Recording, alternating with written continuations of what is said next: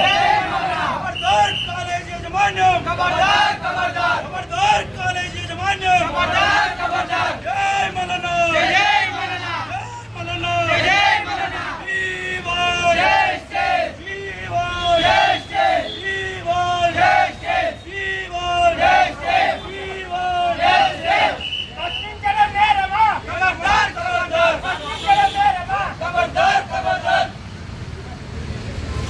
ఇక్కడ